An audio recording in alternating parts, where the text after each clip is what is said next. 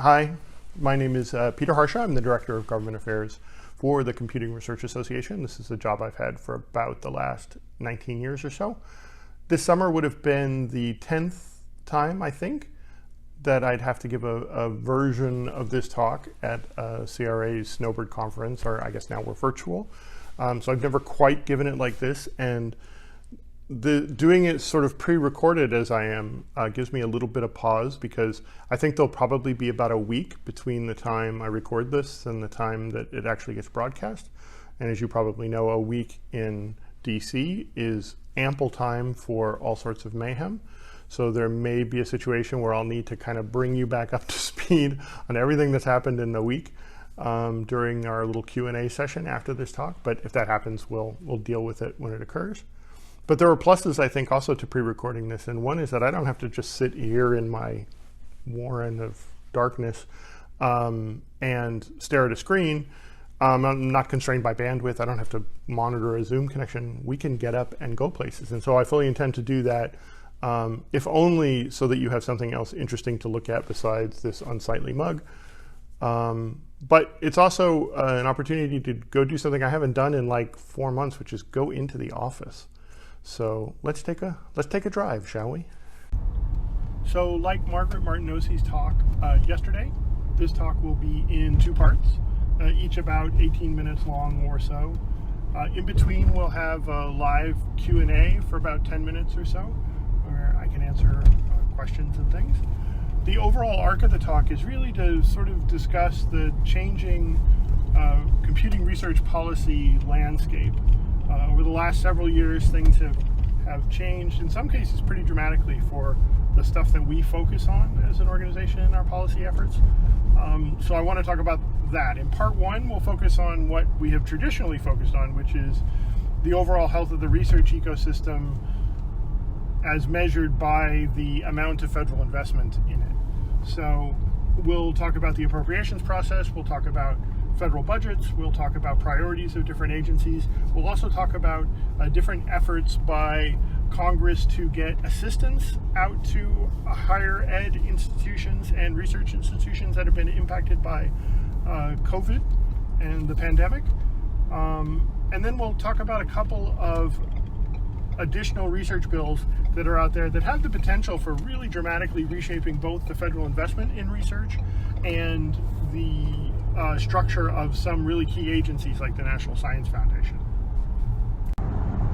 In part 2, we'll talk about some of the areas that have grown in importance for CRA and its policy efforts, whether it's because the areas have grown in importance to U.S. policymakers, or it's CRA choosing to engage on research policy issues that go beyond just funding.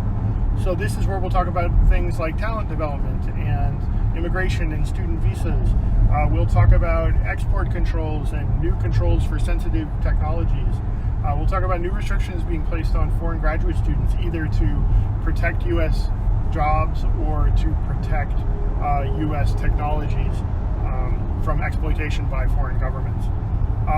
We will also talk about socially responsible computing and how that might influence our policy efforts at CRA, as well as kind of the intersection of computing research policy and social justice outcomes.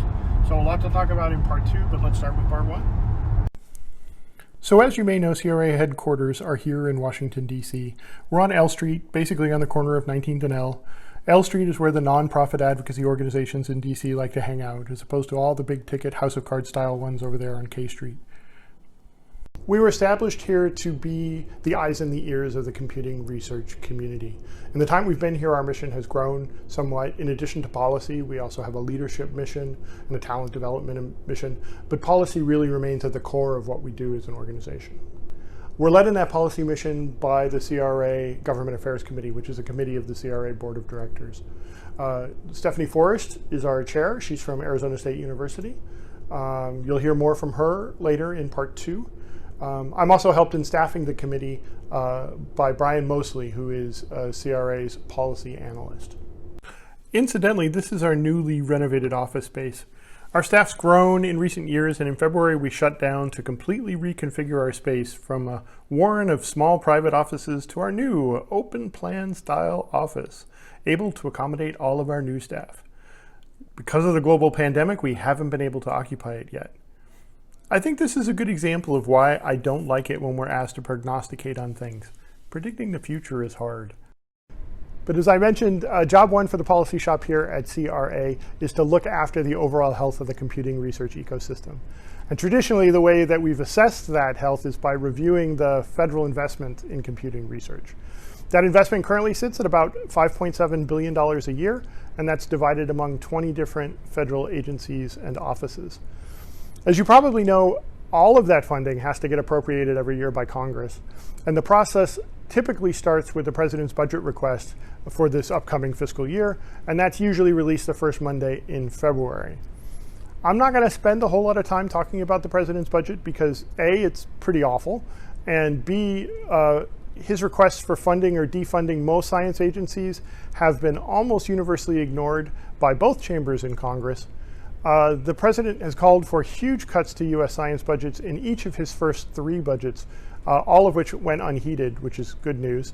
And he's done again the same for his 4th budget, which is the FY21 budget. But I did want to mention one aspect of the president's budget and that's that he's announced a new initiative, and it's called the Industries of the Future Initiative, that would actually double federal investments in artificial intelligence and quantum computing at NSF, at NIST, and at DOE's Office of Science by FY22. Doing so would actually increase the federal AI research investment from $1 billion currently to $2 billion by FY22. Unfortunately, in the context of a budget that also called for sharp cuts to non-defense discretionary spending, including a 9% cut overall to non-defense basic research, the boosts to AI and quantum are paid for by deep cuts elsewhere. At NSF, we can see how it would affect the distribution of funding to the various directorates. SICE, which is the natural home for AI-related work, does quite well. The rest, not so much. The situation is similar at DOE's Office of Science, at NIST, at the science programs at NASA. So while we were heartened to see a priority placed on areas like AI and quantum, doing so on the backs of all other disciplines just isn't supportable. And so we put out a statement to make that point. But this was also made somewhat easier because we knew that Congress was inclined to do something to place priority on AI efforts, and we knew that they were actually contemplating a number of different approaches to do that in the coming months. And so we'll have more on that in a second. So if Congress is ignoring the president's request for funding, how then do they decide how much to spend? Well, last year they passed a 2-year budget deal that set caps for FY20 and FY21. Unfortunately, the budget they settled on didn't provide a whole lot of extra room for non-defense discretionary spending in FY21. It's just a smidge more than last year, about $5 billion. The total level of $626 billion for that account represents just an increase of about 0.8% compared to last year. These caps obviously have the effect of constraining appropriators' spending. We're seeing that already. The House has only just started the process of moving their versions of the appropriations bill, so we don't have a ton of detail yet about what's in them as I'm recording this. But some of the early returns aren't bad, especially given the circumstance. Remember, overall, appropriators can only increase the top line non-defense discretionary number by 0.8%. So any agency or program that grows by more than 0.8% means that there's some other agency or program that is decreasing by a similar amount. In that context, the 3.3% increase that House appropriators have already approved for the National Science Foundation looks like they've prioritized NSF.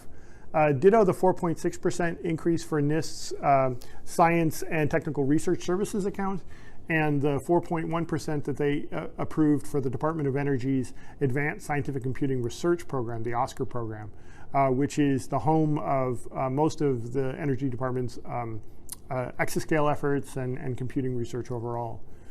Overall, the DOE Office of Science, where OSCAR lives, saw a less than 1% increase. So all the other basic research in the Department of Energy saw a less than 1% increase, and computing saw the 4% increase, which again demonstrates that computing research continues to receive some priority in the appropriations process. Rather than go through all the various bits and pieces in the funding bills for these agencies, I'll just point you to CRA's Computing Research Policy blog, which should always have the latest analysis of these funding bills. As for where things are headed with these bills, Up next is the Senate, who will prepare their versions of the bills, likely with a lot of the same priorities. But that's probably where things will stop. There's essentially zero chance of Congress resolving these appropriations bills before the November 3rd election. And that election will go a long way towards resolving how appropriations plays out. Of course, COVID is a thing, and we should all be doing what we can to stay safe, both in our office environments and everywhere else. Congress, too, is thinking about COVID and trying to figure out how to spend more money on COVID assistance.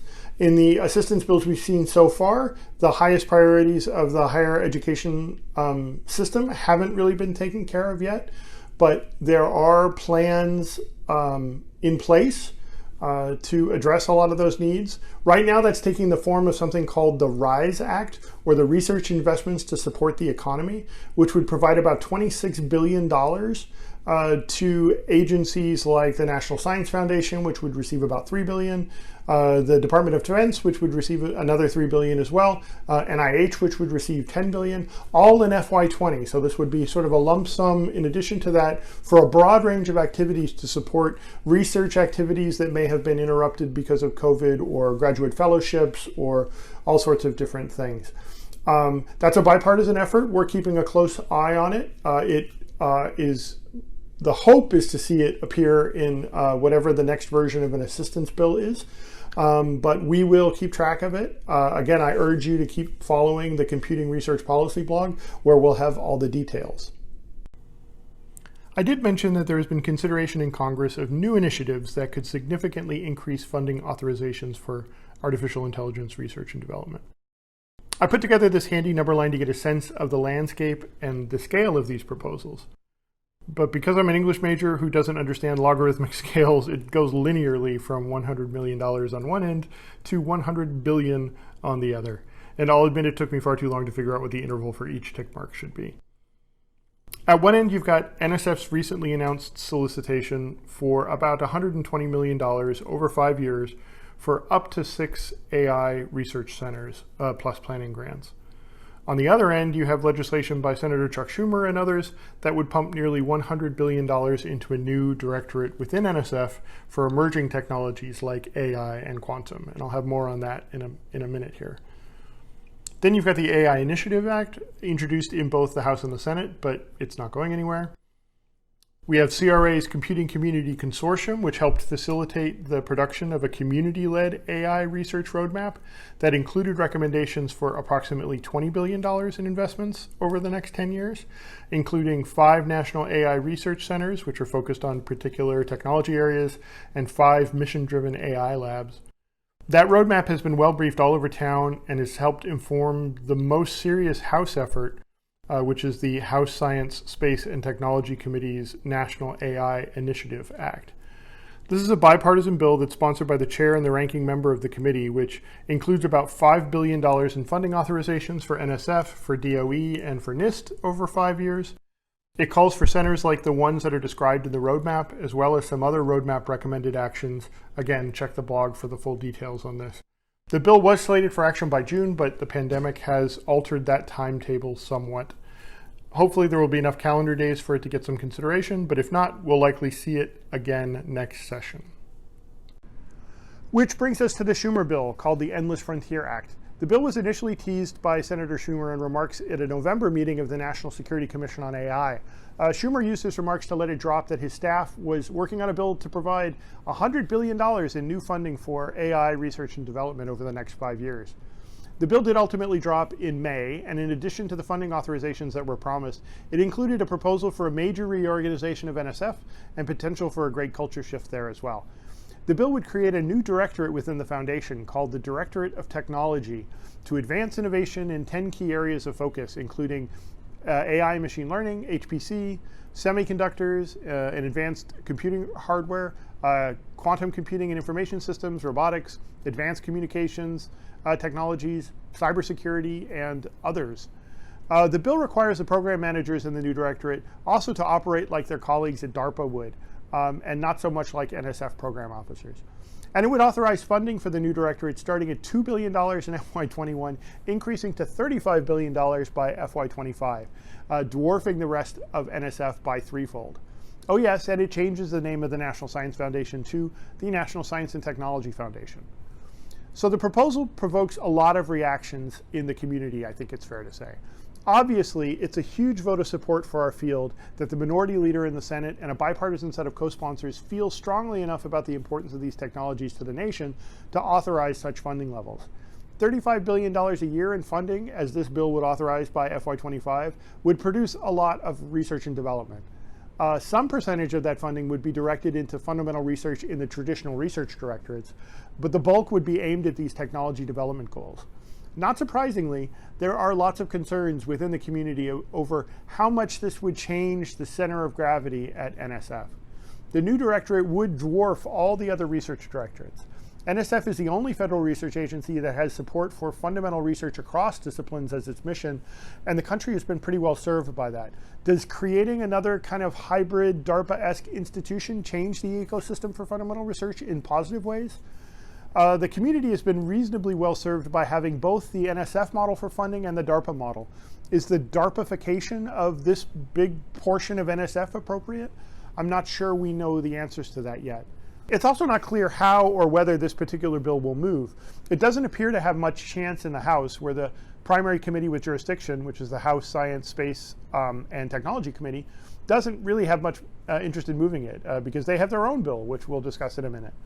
But Schumer's office has suggested that they think the best way to pass this bill is to attach it to a piece of must-pass legislation, like, for example, the annual defense policy bill called the National Defense Authorization Act. So we'll be keeping an eye on how all of this plays out. But like I said, Schumer's bill isn't the only game in town. The chair of the House Science, Space, and Technology Committee, Eddie Bernice Johnson, who's a Democrat from Texas, has circulated a draft bill to stakeholders in the community that has many of the same aims as the Schumer bill, but with a more nuanced, perhaps less disruptive approach to implement it. The bipartisan committee bill would take the existing Convergence Accelerator program at NSF and elevate it to a directorate level activity. Call it the Directorate for Convergence, Research, and Innovation, and have a similar focus on supporting development of emerging technologies. The budget for the new directorate is far more modest than the Schumer proposal, but still pretty substantial. CRI would grow from an initial stake of about $1 billion in FY21 to just over $5 billion in FY25, making it larger by then, I'd assume, any single research directorate. It would increase all the other funding at NSF too, ultimately making the NSF an $18 billion a year agency by FY25. So it's not quite Schumer's $100 billion, but it's still quite a lot. The bill does lots of other stuff too, and we'll have a post up on it as soon as it's introduced, which hopefully will be by the end of the month. We'll have that news for you as it happens. Okay, so that's it for part one. Stay tuned after the short Q&A break for part two. Where we'll discuss all of the non-funding policy-related things we think you should know about and the challenges all those things present.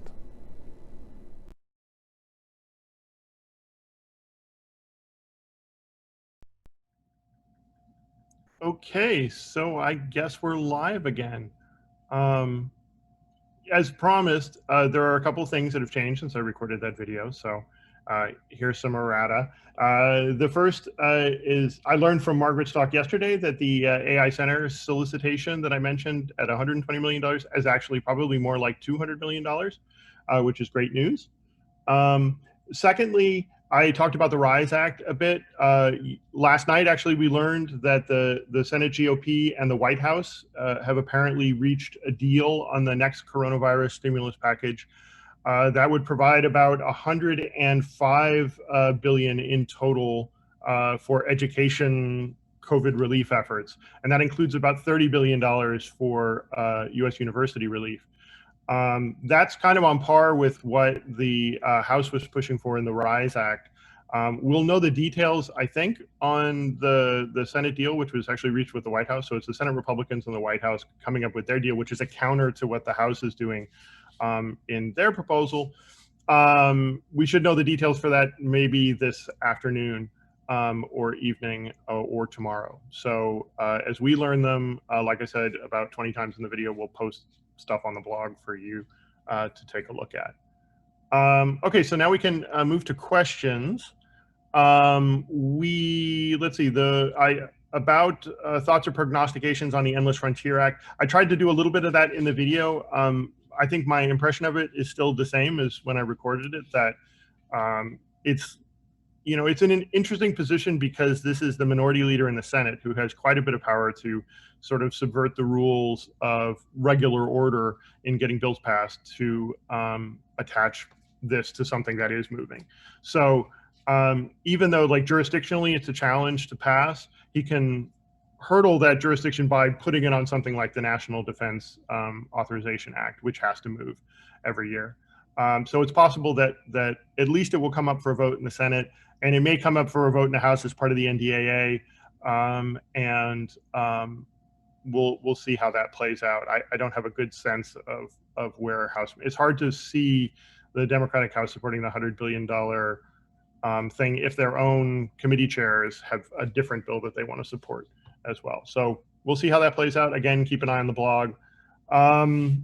Let's see, any guesses on whether piles of spending and probably lost tax revenue from COVID will impact final FY21 numbers? I think this will come down to whether or not Republican members of Congress right before the election find religion again on spending and suddenly become worried about the deficits that they're creating. My sense is if COVID is still a thing then, which I imagine it quite will be, the conversation will be about getting more money into areas in which they could trigger stimulus and rejigger the economy. So my personal sense is I don't think that they're going to be a big push to go all deficit hawk on this. And like I say, there is only a little tiny bit of room for spending. So we're not talking about huge increases in FY21, but I don't think that they will necessarily go down from those numbers dramatically unless we see Senate numbers that come out, which are much lower, but we haven't gotten that sense yet. Let's see, what else do we have here? If there is a federal administrative change in 2021, is there an expectation that the federal roadmap would be similar with the Trump administration? In the areas that have already been highlighted for priority, that is things like AI and quantum, there's a definite bipartisan sense that these ought to be priority areas. And indeed, I think the 10 areas that have been highlighted in both the Endless Frontier Act and in the House NSF reauthorization, those 10 areas of emerging technology are kind of universally agreed upon, I think, as these are the areas that we really ought to have investment in. So on a large scale, I think you'll still see priority even if there's a Biden administration instead of a Trump administration next year. It's the specifics that'll be different, and maybe levels of effort that'll be different. At the moment, those are the, like I say, sort of the big ideas that are choking off all the other air for anything else in there. So I think until something gets done on that space, until they can say that they've checked the box, that they have made these sufficient priority and put enough money into the space, then I don't think you'll see anything really markedly different with the new administration, at least in the first year. Let's see, other questions in here. Will there be an impact to defense research computing funding by having an acting DD-R&E in the Pentagon? That's a great question, especially when the acting DD-R&E is Michael Kratsios, who isn't necessarily a researcher. I mean, usually that position has gone to somebody who is an engineer or somebody who has a real sense of the research ecosystem. Kratsios, as you know, is sort of doing double duty right now because he still remains the US CTO housed in the Office of Science and Technology Policy for the White House. But he's now sort of also taking on the acting DD-R&E role. So it's hard to say. Kratsios, again, has been a huge supporter of the AI efforts and the quantum efforts. Again, those kind of 10 emerging technologies things. So I would expect that to continue at DoD. DoD certainly has a huge thrust in trying to understand AI and how AI can be beneficial to the agency.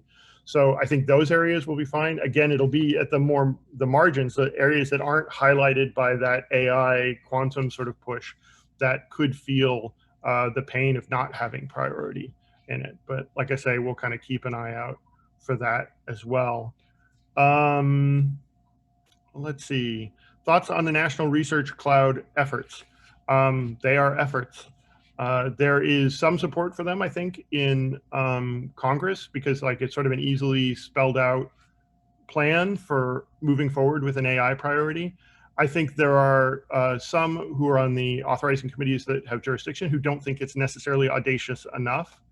And they would be looking to, like I say, the AI research bill that the House Science Committee, for example, has passed, I think is a bit more ambitious than just the National Research Cloud, but I could easily see the Research Cloud slotting into one of these more ambitious, more sort of audacious proposals. Let's see, this is really weird that I don't get a reaction from any of these questions. It's a very weird dynamic to have just talking to the screen. But anyway, let's see, any sense of funding issues that are connected to or impacted by efforts to combat systemic racism? In part 2, we're going to talk a lot about what the policy response is to the current challenges around social justice and socially responsible computing. And so I want to hold this question, I think, until maybe at the end of part 2, when we can have a little bit more context, I think, to talk about both what's happening in the world and how CRA is responding to it from a policy perspective. With that, maybe it's good just to go ahead and run part 2, and then we'll come back and take more questions after that. Hello, welcome back to part 2. Part 1 was a lot of fun filming all those different locations, but it was also really hard. So we're going to spend most of part 2 centered around this desk and my static talking head, but we may have some special guests as well. In part 1, we talked a lot about the more traditional areas of CRA interest. From a policy perspective, having such a strong focus on research funding as a metric for the health of the overall research ecosystem means that we spend a pretty significant percentage of our cycles focused on the activities of a relatively small number of congressional committees.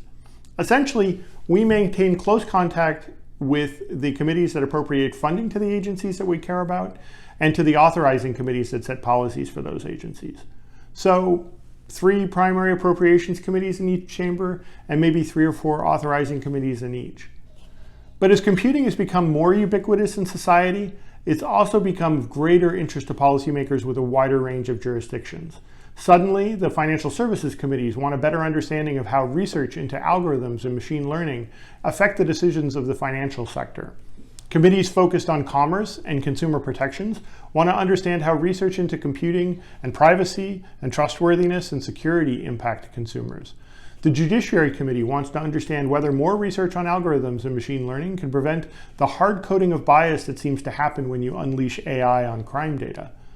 Oversight and Government Reform wants to understand impacts of AI research on workforce, on privacy. They want to understand the biases that AI can represent and the malicious uses of the technology. And the transportation committees want to understand how smart infrastructures are going to revolutionize our transportation networks. And while all of that attention is great for the field, generally, it does represent a challenge for an organization like CRA to keep it all covered. So I think that provides some impetus to elements of our strategic planning that are focused on leveraging our networks and our extended community to help bring the appropriate expertise to bear on these new challenges. The current political environment, particularly the actions of the current administration, has also created demands for coverage of areas we haven't generally had to spend much time focusing on in recent years. Beginning with the travel ban the president announced within hours of his inauguration, up to just this last week, we found ourselves on the defensive, having to frequently make the case against blanket restrictions on foreign students and researchers. We find ourselves having to continually make the case that foreign students are not just consumers of US scholarship, perhaps at the behest of their home governments, but are contributors and inventors and innovators themselves. Just since the end of May, CRA has had to put out 3 different statements criticizing actions of the administration and urging against proposed actions. When we became aware that the administration and some in Congress were considering using the unemployment crisis created by the COVID pandemic as a rationale for suspending or ending the optional practical training program, we released a statement making the case that this was misguided. We argued that the rationale, when applied to the computing fields, made no sense. While across the economy, unemployment was as high as 15% as a result of the pandemic, unemployment in computing had gone from just 3%, which was already widely considered full employment, to just 2.8% by the end of April. Indeed, between April 14th and May 13th, one study found that there were more than 625,000 active vacancies in jobs that require at least a bachelor's degree in computing.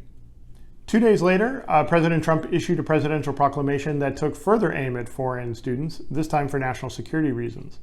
The proclamation ordered the suspension of entry into the US of Chinese students who had ever been part of a Chinese entity that may have implemented China's military-civil fusion strategy.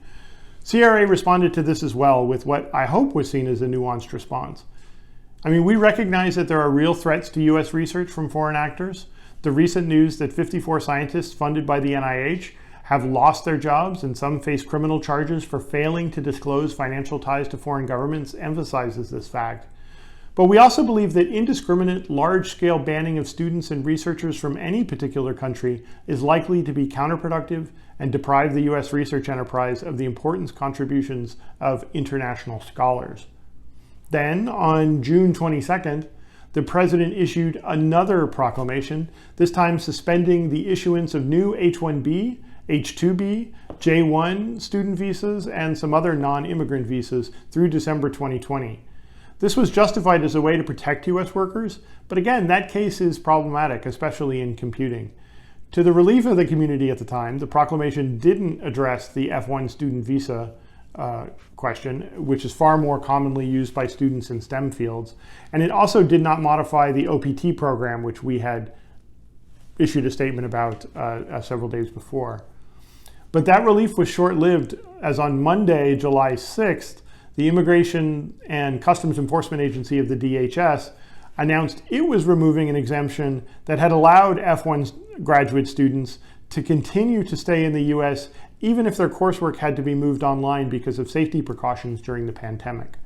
As we all quickly learned, that change could have resulted in the deportation of thousands, if not hundreds of thousands of foreign students through no fault of their own.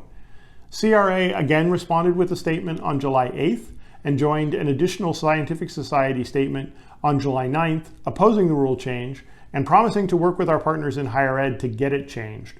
To us, it was yet another example of the administration taking steps to protect something, whether it's US jobs or US research, that would likely do more damage to the thing they're trying to protect than the threat that they're trying to address.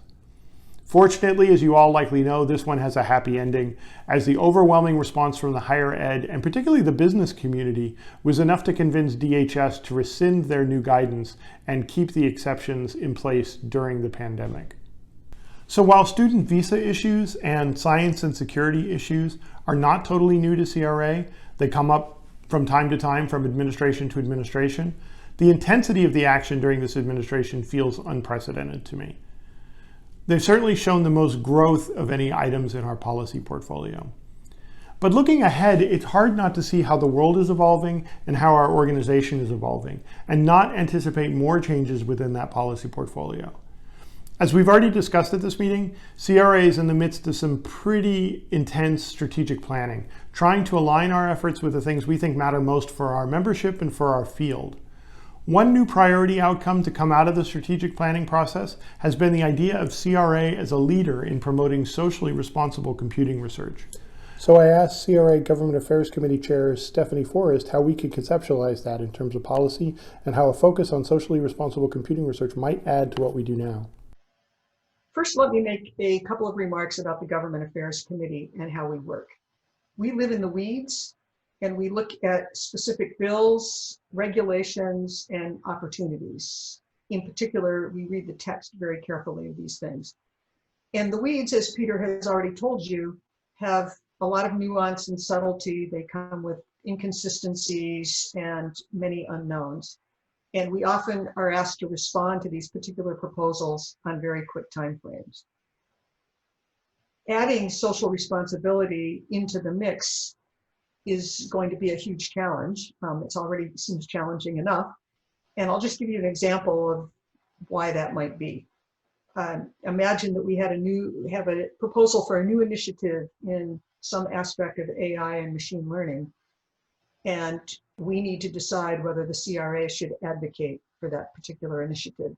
It might be very difficult. I mean, I will assert it would be very difficult for us to know at the time when we're reading this text whether or not this initiative is likely to increase or decrease income inequality.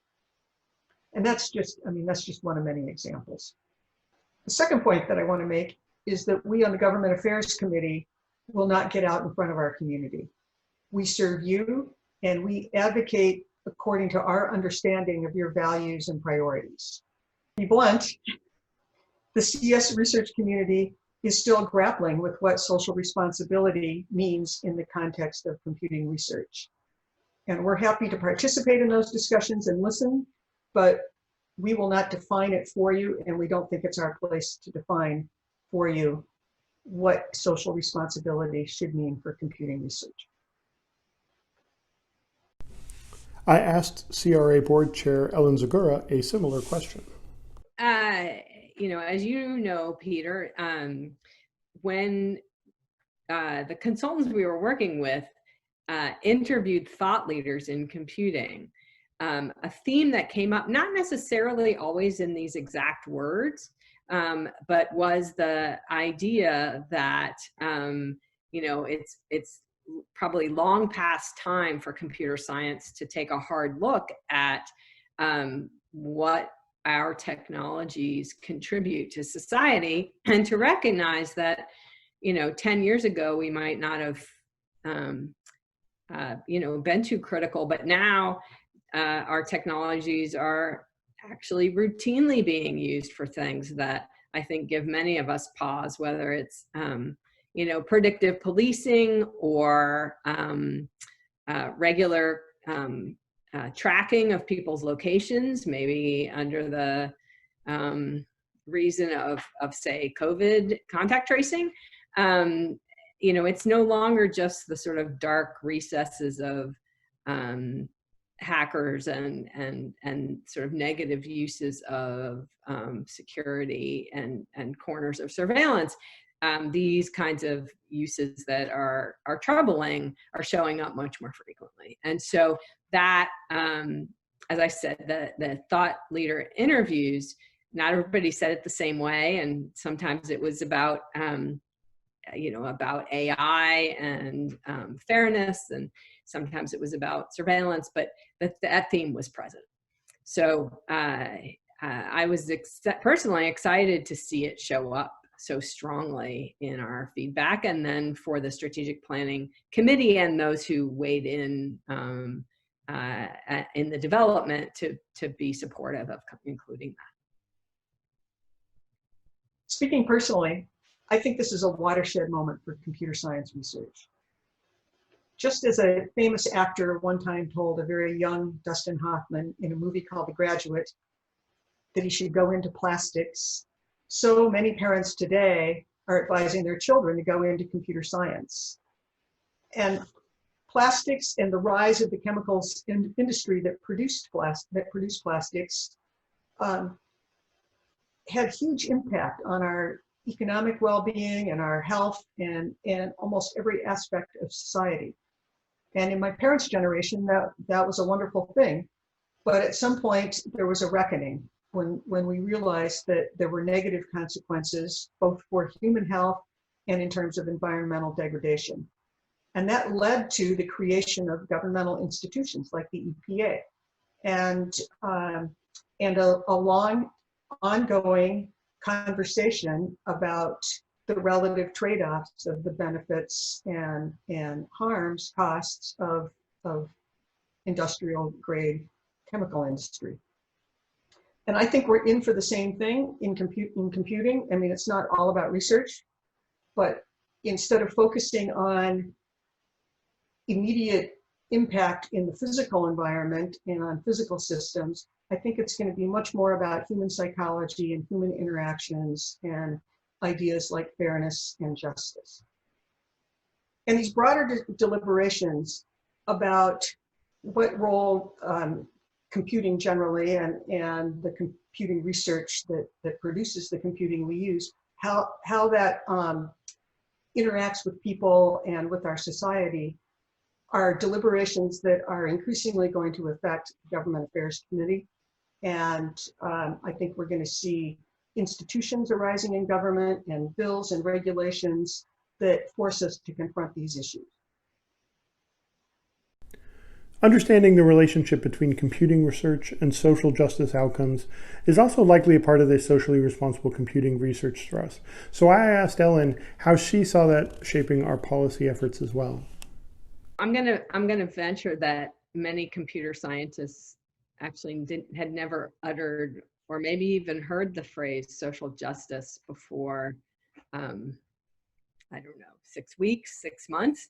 I'm pretty sure if we went back 6 years, it would be quite rare to find a typical computer scientist who paid much attention to that, and certainly not paid much attention to it with a professional hat on. And I would absolutely count myself in that category. So no different than other computer scientists in that way. And I think when we take this phrase socially responsible, it has a lot of possible meanings. And I think we should not be overly troubled by that. Sometimes we're the kind of people who like things to be well defined, and I think we may have to live with a little bit of gray in definition. And I think it also has there's an element of it which is a kind of do no harm, and that's not the social justice piece, right? And there's an element of it which is make the world better than it was before, and that's where a social justice component starts to fit in. In terms of policy, we already are asked to weigh in on issues that very much could be considered to have a social justice component. So those are, at the moment, well, a number of them come about in the realm of AI and how we make sure that, AI and fairness, for whatever definition you want for fairness. And then there are others that have to do with things like how foreign nationals are treated, for example, when they seek to come here for graduate school. So these are issues of the moment, and I think an opportunity for the Government Affairs Committee, and really that's called for in the strategic plan, is to think about what we might do that's proactive. So we will always have a reactive role of commenting on things, and it's not fully reactive. Peter watches well what's coming down the pike, but then when things arrive down the pike, there's often a quick turnaround time. I think we're being asked in the strategic plan to think about ways that we might act proactively towards social justice, and whether those show up in policy advocacy or elsewhere, I'm not completely sure yet. I think our policy impacts, people generally feel very good about the policy impacts that CRA has had in the past. And I think, therefore, it makes sense that we might try to expand and expand those, strengthen and expand them. And especially if we have a new area of focus or a new value commitment, that we might try to include that in the things that the Government Affairs Committee does, and the way the Government Affairs Committee engages our full community to try to broaden who and how contributions are made to our policy work. So these are still open questions for us. I think we're just starting down the path of understanding how we might answer them as an organization and as a field. We look forward to having you on board for the trip as we attempt to address these challenges together. So thanks for making it through to the end. I'll just remind you, CRA has credibility and heft as a policy organization in Washington solely because of the strength of our membership. So thank you for all that you do to help CRA do its thing in DC and in the community. I really look forward to getting back together again and chatting with you in person. It's the best part of my job, honestly. So hopefully this ends soon. Thanks again, and I guess we're back to questions.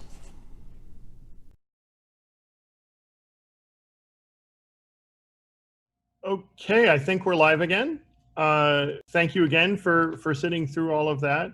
Thank you to my two special guests, also Stephanie Forrest and Ellen Zagora, for taking some time to explain their positions in the video too. I'm having them join me here in the Q&A and help address some of the questions that have come up since the talk. In the spirit of keeping you updated since the time I recorded that last, I will say that there has been a development in the ICE rules. Yes, the court victory was substantial, or not even a court victory. The court pressure was enough to push ICE to rescind its modifications to the rule. However, there are indications that the administration appears to be planning guidance that could still mess with students who are intending to come to U.S. universities in the fall. And so we'll continue to keep an eye on that. Of course, so will the whole higher ed community. And indeed, the court case that MIT and Harvard filed against this rule modification remains open. So if there's any sense that the administration is sort of backing down on its agreement, the judge can take up the case immediately. So we'll keep you monitored. Again, take a look at the blog for that. So there are some questions, it appears, that have popped up on the Slido. So let me take a look over here. Let's see. In light of recent actions by the federal government, is it reasonable for CRA to be apolitical, as suggested by some folks in the Thoughts tool? So our credibility as an organization comes, I think, from the perception that policymakers have of us, that we don't bring up necessarily a partisan position to it. We bring a position that's backed by the consensus of the computing community and backed by the science or the research. And so they're not necessarily looking to us for a political answer to whatever question it is that they happen to have. But that doesn't mean, as we said yesterday during the strategic planning talk, that we can't have a point of view on things. And it doesn't necessarily have to be political in nature, but it represents, like I say, what we feel is the consensus of the community that we represent, the membership of our organization, the stakeholders that we have, and the positions that are backed by the science and what the research tells us on things. So there are issues where it looks like we maybe have a political position because it aligns with a particular political ideologies, like say, we took a stance recently on voting. The AAAS organized an effort to reach out to local governments and to state governments and say that if you're considering using internet voting to alleviate some of the pressures that you're feeling about voters going out during this COVID situation, don't, because it's not a secure way of doing it. And we have years of research to demonstrate that that is true. That is a position that's in line with a lot of, actually on that one it's pretty interesting because it's two different positions. On the one, it's the more progressive sort of position of we need to invest in lots of different alternative in-person balloting, like voting by mail and other things, which are opposed by many members of the Republican side of things. The flip side is we aligned with the Republican position of don't create yet another stream of possible voting technologies. Like don't create this option to do it. And so we took the position not because it aligned with either of those political perspectives, but because we thought it was the right decision to make based on what we know about the research. So no, we don't want to be branded, I think, as a political organization. We don't want to be seen as an activist organization, in my view. The only reason we're listened to is we're not perceived in that way. So we're very careful in the stances, I think, that we take on these issues to not go astray there. I don't know if either Stephanie or Ellen have anything to add to that. I think one thing that might be helpful for people to hear about a little bit is the process by which the Government Affairs Committee reaches decisions about how to respond to things like the internet voting. I say this as a kind of I'm one step removed from the Government Affairs Committee. I'm on the mailing list. I watch things go by. They happen very quickly, and I find that very challenging from a standpoint of contributing. The voting one caught my eye because I think, there is a flip side's not the right word for it, but to the extent that you think increasing access to voting is an important societal goal, then methods that make it easier for people to vote, are worth consideration. And being able to vote online potentially increases access. So it also has these very serious security issues. So it's, these conversations, and that conversation came up. So the Government Affairs Committee goes through a process, and there is robust discussion. Peter, you and Stephanie could say much more about it, but I think it's really important for the community to know the way in which positions that CRA signs on to come about. Thank you, Ellen. I can just add a little bit. First of all, the structure. We have a relatively small Government Affairs Committee. I forget exactly the number, but it's on the order of 10, which is about the size we need to be able to have free-flowing, rapid turnaround kinds of deliberations that a lot of the issues we have to tackle present.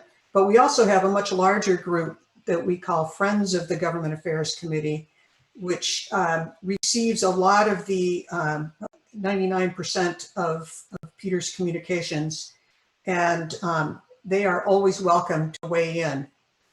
In addition, when we feel that something comes across our transom that we don't necessarily have confidence about how to answer, we often reach out to other people in the community. So high performance computing initiatives are one where I've reached out to people I know in the national labs to find out how I think those funding proposals might go down.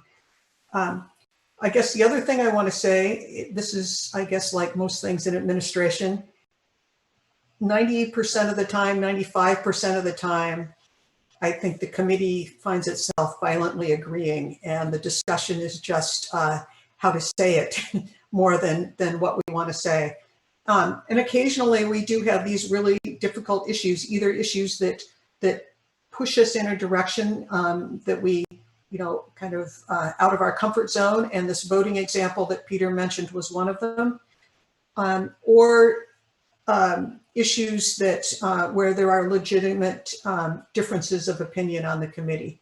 And those, at least over the past year, have tended to be issues that involve the trade-off between national security and free flow of information. And there have been some proposals, most of which we have opposed, but there are legitimate concerns about whether there are people in our universities who are actively working for foreign governments. And so I think the committee's pretty well balanced, and any of you who are interested and passionate should write to us about getting onto the Friends of the Government Affairs Committee. I think especially during this time, we could use a little more input and diversity of opinion. And I should also point out that the committee is sort of the starting point for these discussions, but one of the strengths of the committee is the networks of all the people who are on the committee. And so we use those networks to reach out for appropriate expertise, like particularly on an issue like voting, reaching out into the security community to get the best arguments for this sort of stuff is really important. So we don't necessarily rely just on the folks who are on the committee, but we reach deep as we can into the community that we represent to get the right expertise to bear on these questions. So thanks for that question. It looks like the next highest rated question, if I understand the tool here, is the one that was asked at the end of part 1, which is sense of funding issues that are connected to or impacted by efforts to combat systemic racism. And there's sort of two approaches to this, I think. One is whether or not there are folks in Congress who are pushing additional funding for efforts to combat systemic racism, and I do believe that's the case. Although on the research side, which again, sort of our lens of looking through all of these problems at the moment is still through the research lens. Does it have an impact on the research ecosystem? That's kind of our threshold test for whether or not CRA ought to get involved in it. So while we're supportive of the efforts for civil liberties groups and other folks who are out there, we're not necessarily in the weeds with them on those kind of issues. But on the research piece of it, yeah, I think one of the questions that we have as an organization is what kind of policies can we advocate that the federal government adopt that will meet these goals to eradicate systemic racism within the research community as well. So we support efforts to provide more funding for BPC programs and for other programs that are designed for mentorship and ways to get more involvement of different groups in computing. But clearly that's not enough. And so what we need, I think, at this point is good conversations about the kinds of policies that we want to advocate for that are going to address these issues. Ellen. I just wanted to point out that the session is about CRA's policy efforts and government affairs efforts. There are things that CRA broadly can do and looks at that are different from what the policy lens. So I just wanted to things like convening a group that might look at something like best practices in our classrooms to create a diverse, welcoming, and inclusive environment in computer science, in computing particularly. That is something that could very well be in the scope of a CRA activity. It's not a policy activity.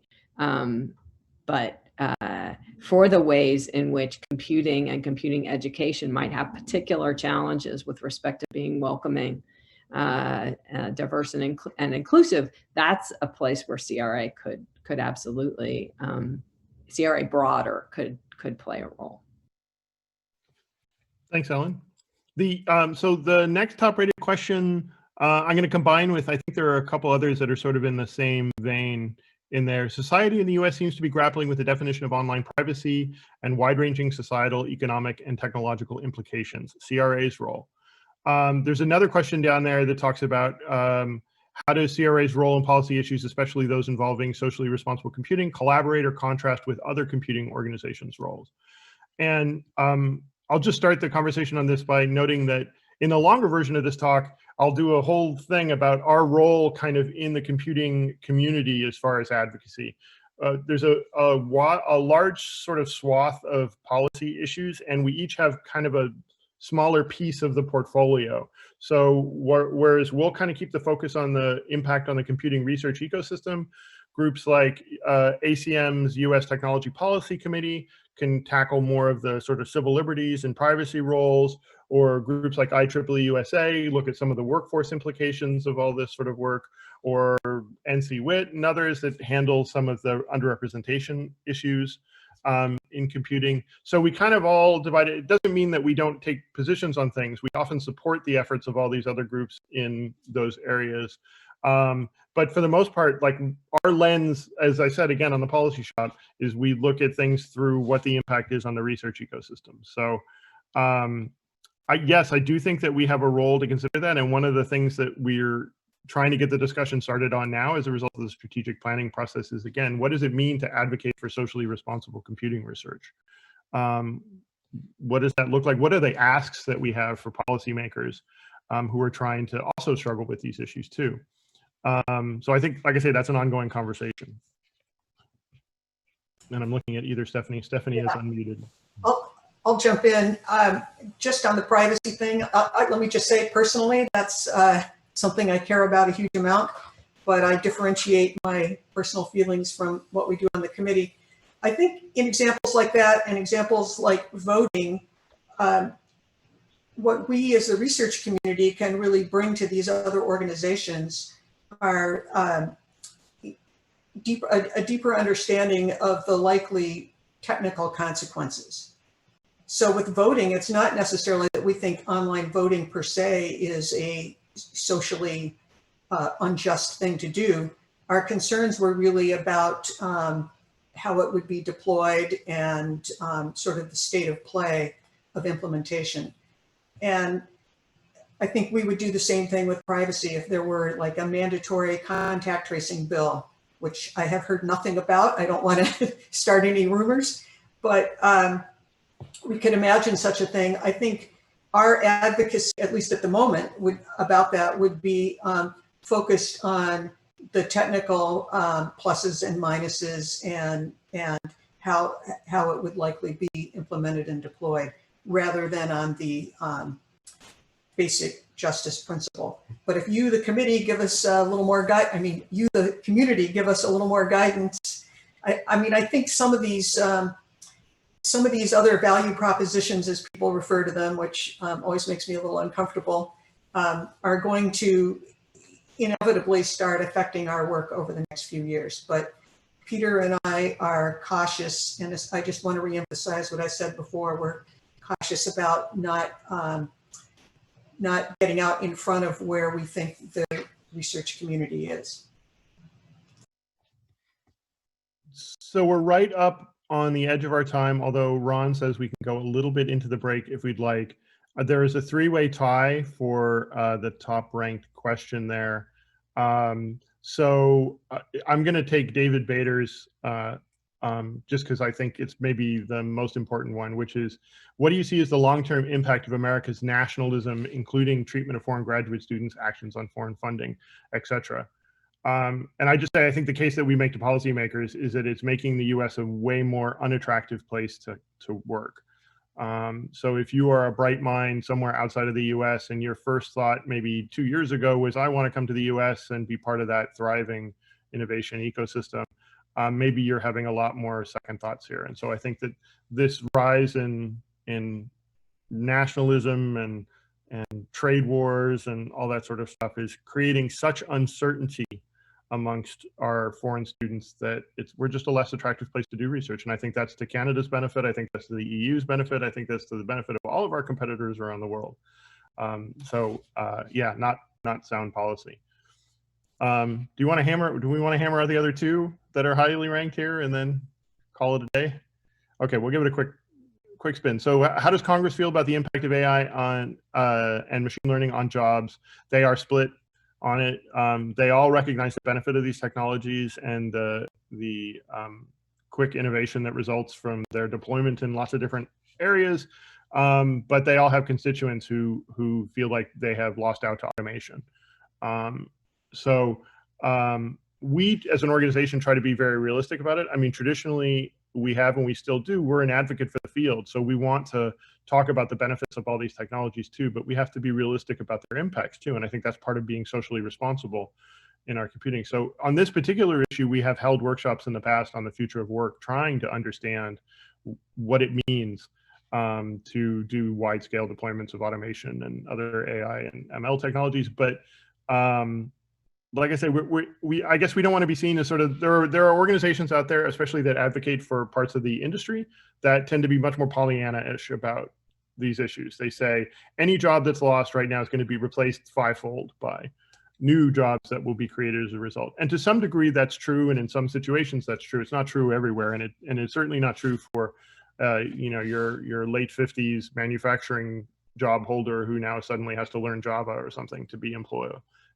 So we try to be realistic about it, but again, we are also advocates for the field too. So, we'll do a lot about the benefits of the technology, but we don't want to be blind to the fact that there are impacts to them too.